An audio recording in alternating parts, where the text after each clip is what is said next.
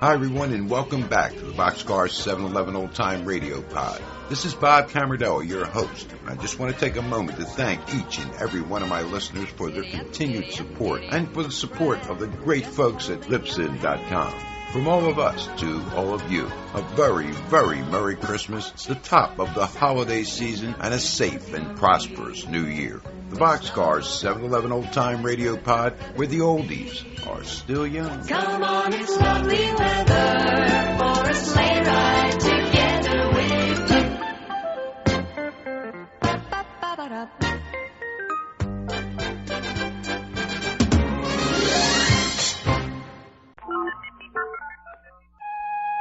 Colgate Dental Cream to clean your breath while you clean your teeth and help stop tooth decay, and Luster Cream Shampoo for soft, glamorous, caressable hair bring you Our Miss Brooks, starring Eve Arden. It's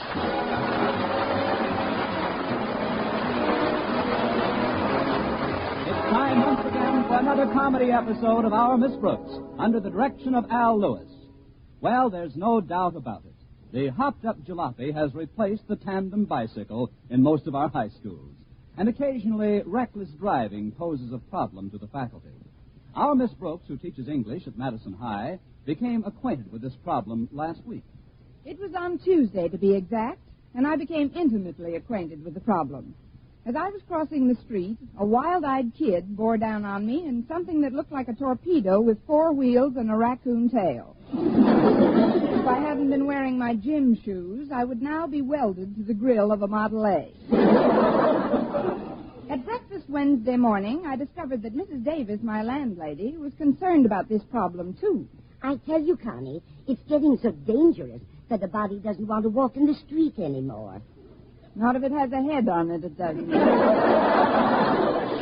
The poor traffic cops have their hands full. Well, the police can't correct this recklessness by themselves. We've got to do something about it in our schools. Say, how do you like this for an idea? Wonderful, Connie. It's just what this town needs. But I haven't told it to you yet. Oh, I'm so sorry.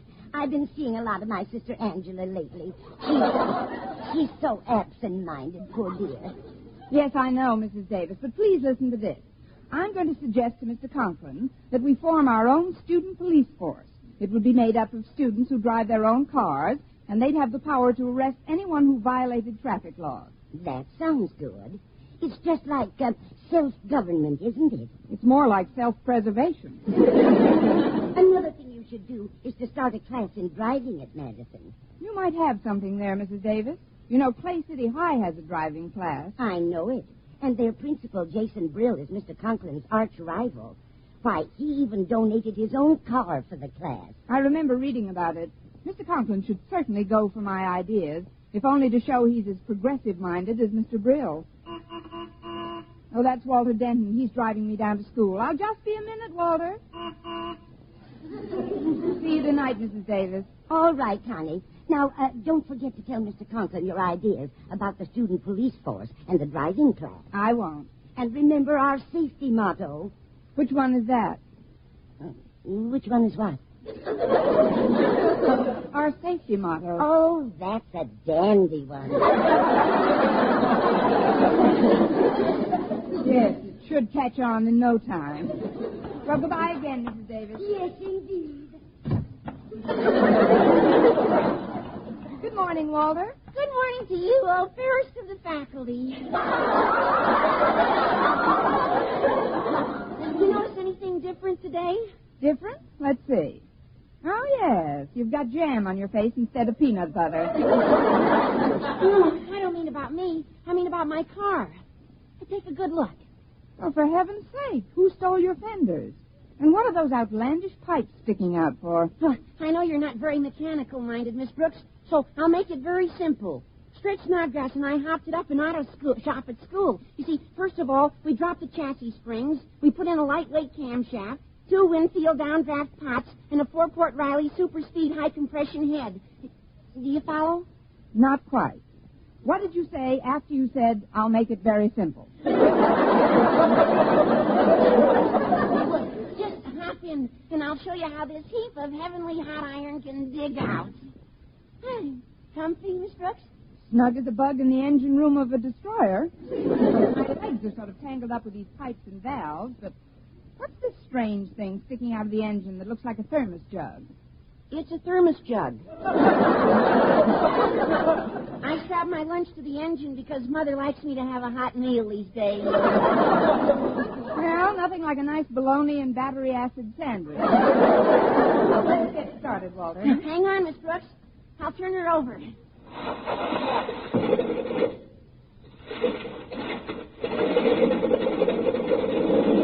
we go. Connie Brooks to control tower. Connie Brooks to control tower. Please give us a clearance. We're taking off for the next airport. Over and out, and across the river and into the trees.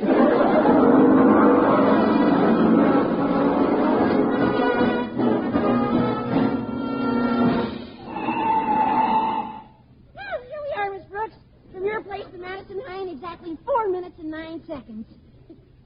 Say, Miss Brooks, you look a little blue. What's wrong? Nothing's wrong. What color do you get when you hold your breath for 4 minutes and 9 seconds? I didn't mean to frighten you. Uh-oh. Mr. Conklin just got out of his car up ahead. I better park somewhere else.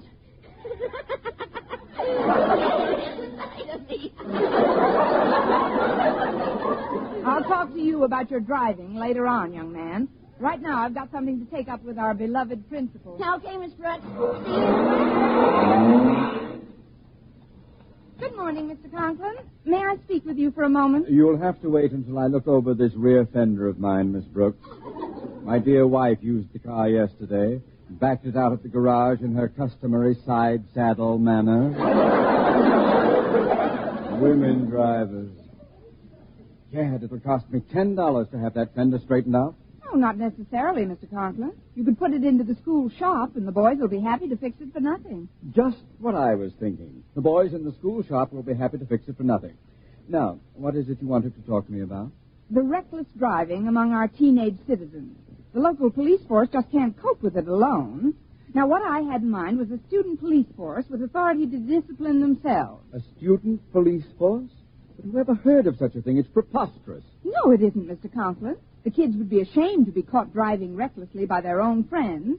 And in conjunction with the police force, I think we should have a driving class at Madison. You mean you are actually proposing that we teach our students to drive an automobile during the regular school hours? Those who need it, yes. We could... Oh, look who just got to school. It's Mr. Boynton, isn't it? But he's behind you. How could you tell? By the way your eyeballs spun around in their sockets. They always do that when I get something in my eye, especially him. Good morning, Miss Brooks, Mr. Conklin. Hello, Boynton. Sir, there's something I want to suggest to you. In a moment, Boynton. First, I'd like you to listen to an idea I just had. Yes, sir? What would you think of our instituting in this school a student police force? A student police force? Exactly. One with authority to discipline each and every offender among the student body. Say, that sounds like a fine idea. You really like it? I love it. I hate it. I mean, that was only part of it. Please, Miss Brooks, please. I'd like to hear what Mr. Boynton has to say to me. Well, sir, it was just that I read where Jason Brill over at Clay City has organized a driving class for the students, and I think we should follow suit. Some days it doesn't pay to get out of bed. A driving class, eh? Now, that's what I call a sterling suggestion. An extremely original thought, Boynton. It is with a great deal of pleasure, therefore, that I hereby appoint you Madison's driving instructor. You will give your first lesson at 2 o'clock today. Oh, but Mr. Conklin, I can't give any lessons today. I've got too full a schedule. Besides, this isn't a job for just one person. From what I've read of other schools, it's usually operated by a team of teachers. Oh, I see. Well, who else should we get? Well, how about Miss Brooks here? Miss Brooks? Boynton, are you suggesting that we have a woman teach our already reckless drivers how to operate a motor vehicle in safety? Isn't that like carrying coals to Newcastle? I don't mind. I'll wear gloves. Well, I've driven with Miss Brooks many times, sir, and I can assure you she's extremely competent behind the wheel. I suppose there's nothing else we can do. So against my better judgment, I hereby appoint you one of the instructors, Miss Brooks. Oh, you won't be sorry, Mr. Conklin. I'll make you glad you picked me. You'll see I'll do a great job with these kids. I'll get them right in line. Yes, sir. Step back, Miss Brooks. You're fogging my glasses.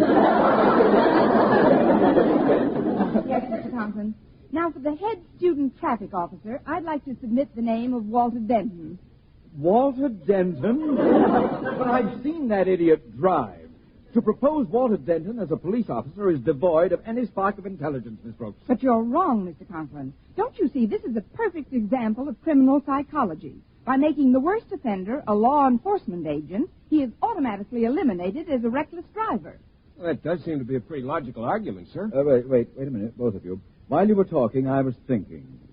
Why don't we appoint as head of the student police force somebody like Walter Denton? That idiot driver? Don't you get it?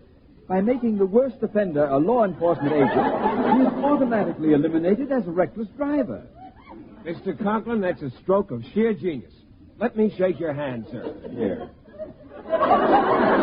Well, Miss Brooks, do you care to add anything to my little plan? Yes, sir, I would, but there's one thing that prevents me. Oh, what's that? I can't seem to get my words out of your mouth.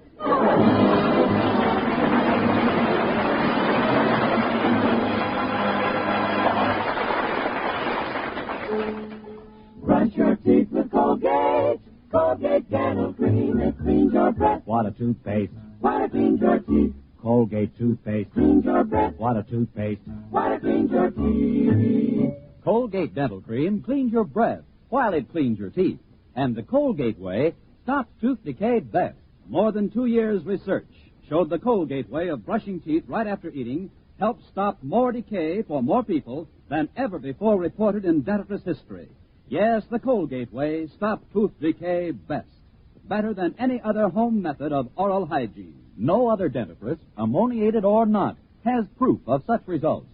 And you should know that Colgate, while not mentioned by name, was the one and only toothpaste used in the research on tooth decay recently reported in Reader's Digest. So always follow the Colgate way to clean your breath while you clean your teeth. And stop tooth decay best. Brush your teeth with Colgate. Colgate Dental Cream. It cleans your breath. Water toothpaste. Water cleans your teeth. And the Colgate way stops tooth decay best.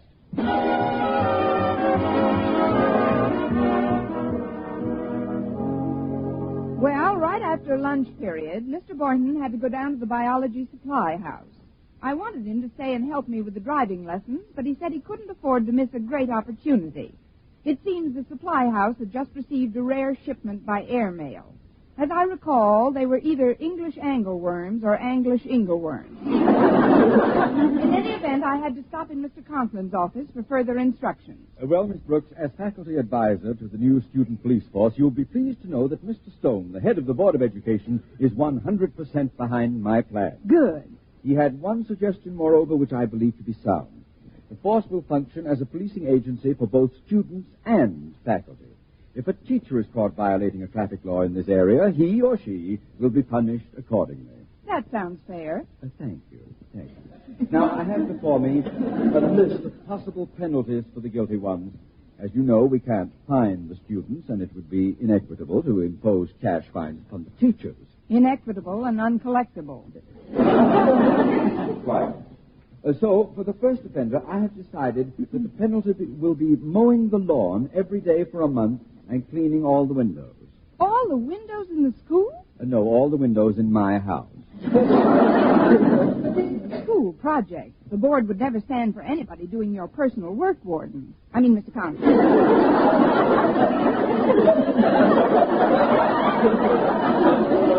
On second thought, nothing succeeds like good old KP. Yes, that's it. When we really want to make an example of someone, we'll do what we did in the Army.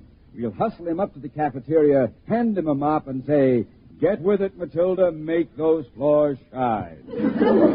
What branch of the wax were you in? Now,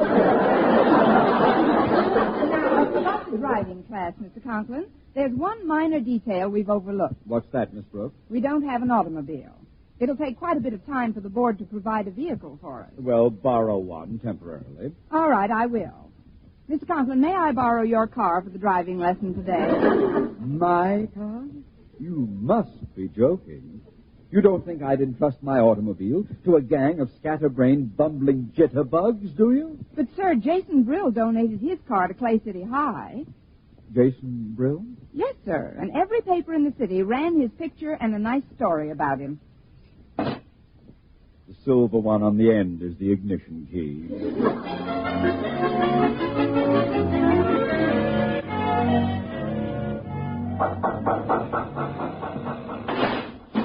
Wait up a minute, Stretch. Stretch, I want to talk to you. Who wants to talk to me? Don't let the black turtleneck sweater and the pilot's goggles fool you. It's me, Walter. Oh, for goodness sake. What are you dressed up like that for, Walter? Going to a masquerade? Of course not. No, I've just been commissioned captain of the Madison High Safety Patrol. No kidding. When do you go overseas? No, it's a local office. I'm head of the student police force. You see, I just got my orders from the Board of Education. And Mr. Stone himself told me to be sure and make an example out of any traffic violators. That includes teachers, too. No fooling. It's a big responsibility, Stretch. You know something, Walter? I can see a change in you already. You can?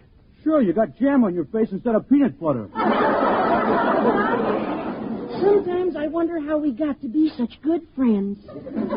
Look who's coming in, Walter. It's Miss Brooks. Oh, she hasn't seen me since I put this black outfit on. I'll slip the goggles over my eyes and see if she recognizes me. Okay. Hi, Miss Brooks. Look who's here. Recognize him?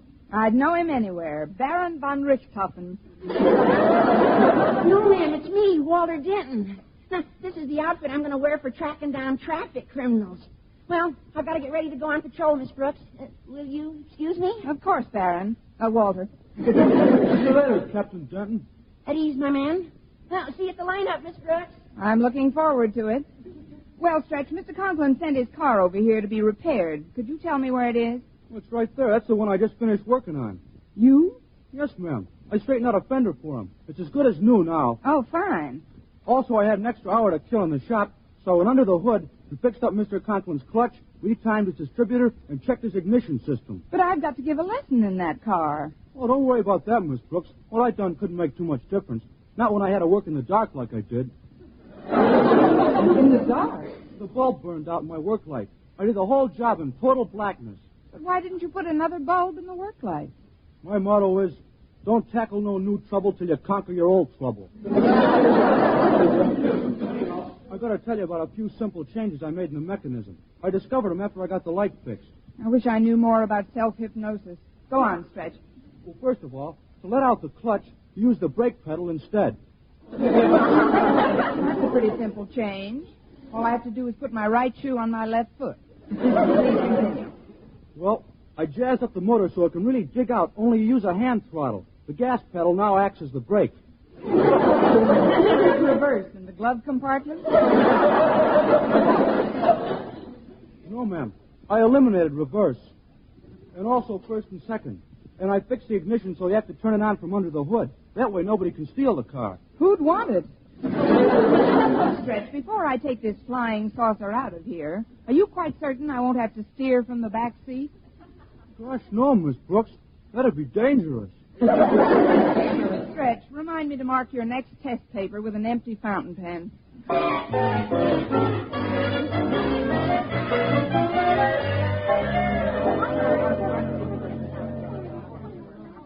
All right, kids, quiet down. Now, we've completed our basic blackboard work on courtesy of the road, and now we're going to have a practical demonstration out here on the street. Harriet Conklin, I believe your hand was up first. Yes, Miss Brooks. I'm very anxious to learn how to drive. Of course, I don't know how Daddy will feel about it. It shouldn't take long to find out. He's standing right at your elbow. How observant. What is all this, Harriet? I've wanted to learn for a long time, Daddy. Mother says she thinks I should. Oh, she does. Well, won't that be bully for me? Mine will be the only car in town being driven by two fender assassins. Please, Daddy. I'll be very careful. And Miss Brooks is here to teach me. Exactly. I refuse to place my own flesh and blood in jeopardy. But, Mr. Conklin, Harriet has just as much right to take advantage of this class as any of the other kids. You said yourself, Daddy, that this school is run on democratic principles. Please let me learn. Oh, all right. But you're not going to learn from Miss Brooks. I personally will give you your first lesson. Get in, Harriet. But, Daddy, what'll Miss Brooks... Your precious Miss Brooks can climb in with us. Now, come on. Maybe I can teach you to operate this vehicle and still eliminate some of the natural female driving instincts. Before you start, Mr. Conklin, the ignition is on, but I think Will you should know... please get in? Yes, sir. Mr. Conklin, I'd like to explain something about the mechanism of this car. It's got a new kind... You want to explain something to me about my own car? Now, that is what I call rich.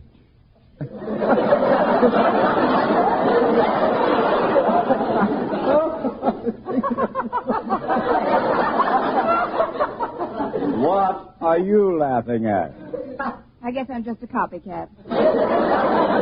Let's get started, Daddy. I'm anxious to get the principles down pat. When we get started, I know one principle you'll have down. Ladies, stop the chattering, please. We're about to begin. Now, first, Harriet, to start the car, I press this little button on the dashboard. Firmly, like this. It didn't start. No, but all the lights went on. I'll try it again. There we are. Now, I'll just shift it into first gear.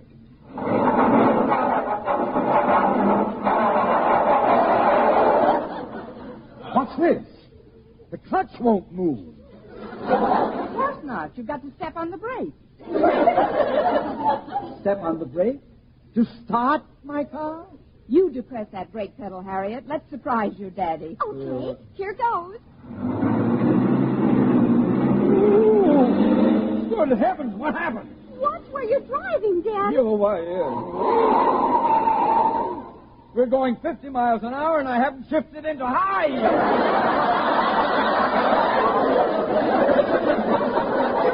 Mr. Conklin, there isn't any first or second gear. Isn't any first or second gear? Boy, this car can really dig out, Daddy. One more turn like that, and they'll dig us out of the upholstery. Well, this is awful. We're at the mercy of this steel monster. I've got to stop it. I would if I were you. Just step on the gas pedal. The gas pedal? You just went through a red light, Daddy. Now you're on the wrong side of the street. Please, sir, jam your foot down on the gas pedal. She's taken leave of her senses. We've got a maniac in the car with her. Calm down, Daddy. Maybe you ought to turn off the motor. What? The motor? Oh, yes. Yes, that's what I'll do. I'll turn off the motor. But the ignition switch. Where's the ignition switch? That's up front, under the hood. Oh, good. I'll just step out and I'll walk up to the... Under the hood! Mr. Conklin, there's a streetcar. It's all right, Miss Brooks. Daddy's passing it on the left. I know. It's coming towards us. There's only one way to stop this juggernaut. I'll try to ease it over the sidewalk up ahead and bring it to stop against one of those hedges. Oh, here's a hedge that looks nice and bushy. Well,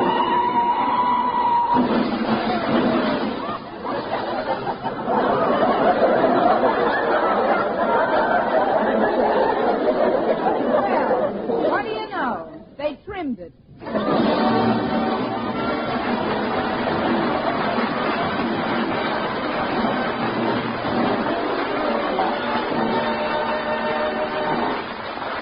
Eve Arden as our Miss Brooks returns in just a moment, but first... Dream girl, beautiful luster cream girl. Tonight?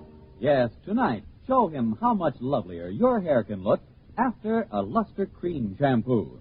Luster Cream, world's finest shampoo. No other shampoo in the world gives you Kay Daumit's magic blend of secret ingredients plus gentle lanolin. Better than a soap, better than a liquid. Luster Cream is a dainty cream shampoo. Leaves hair 3 ways lovelier. Fragrantly clean, free of loose dandruff, glistening with sheen, soft, manageable. Even in hardest water, Luster Cream lathers instantly. So gentle, Luster Cream is wonderful even for children's hair. Tonight? Yes, tonight, try Luster Cream shampoo. Dream girl, beautiful luster cream girl, you owe your crowning glory to a luster cream shampoo. And now, once again, here is our Miss Brooks. Well, as soon as we determined that no one was injured, Harriet tried to console her father about the condition of his car. The insurance company will take care of your car, Daddy. They may even get you a brand new one. Oh, you're right at that, Harriet. It could have been a lot worse, couldn't it? Turn your head slowly to the left, Mr. Conklin. What? Stop in the name of the law.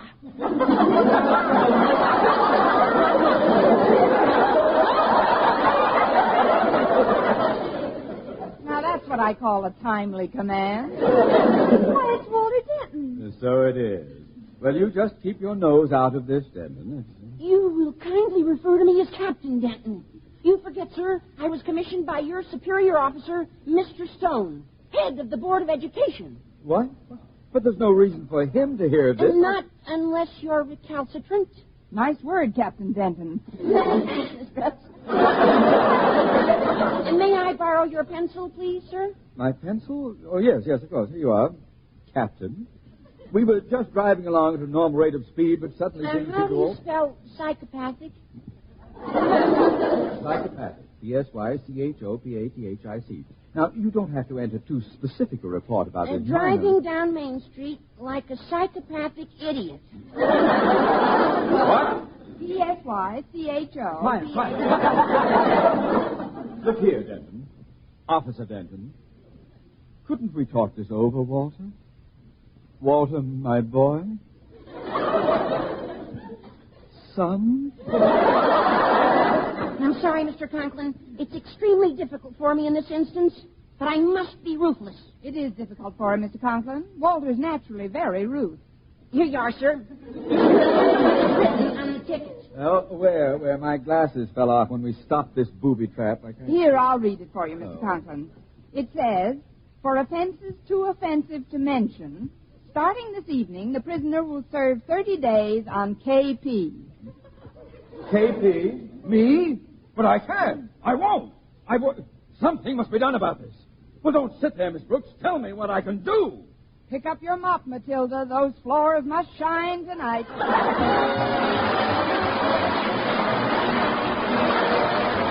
This is Burns Smith reminding you to tune in next week to another Our Miss Brooks show, brought to you by Luster Cream Shampoo for soft, glamorous, caressable hair, and Colgate Dental Cream to clean your breath while you clean your teeth and help stop tooth decay. Our Miss Brooks, starring Eve Arden, is produced by Larry Burns, written by Al Lewis, with the music of Wilbur Hatch.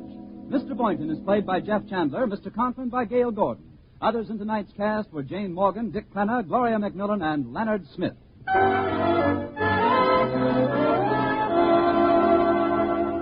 You want a beauty soap for a beauty bath. And your bath becomes a beauty bath when you change to proper cleansing with Palmolive soap. For bathing with this beauty soap brings you the full beautifying effects of Palmolive's mild and gentle lather, proved by doctors to bring most women lovelier complexions in just 14 days. Bath-size Palmolive is designed to give you everything you need for all-over beauty care. Fragrance for daintiness, mildness for loveliness, purity for gentleness, big bath size for thriftiness. So get big bath size Palmolive. So mild, so pure, so right for all of you. If you like mysteries that are as full of chuckles as chills, be sure to hear Mr. and Mrs. North every Tuesday over this same network. And don't miss the exciting and laughable adventures of these amateur detectives. Hear Mr. and Mrs. North every Tuesday night. And be with us again next week at this same time for another comedy episode of Our Miss Brooks. Bob Lamont speaking. Stay tuned now for Jack Benny. This is CBS, the Columbia Broadcasting System.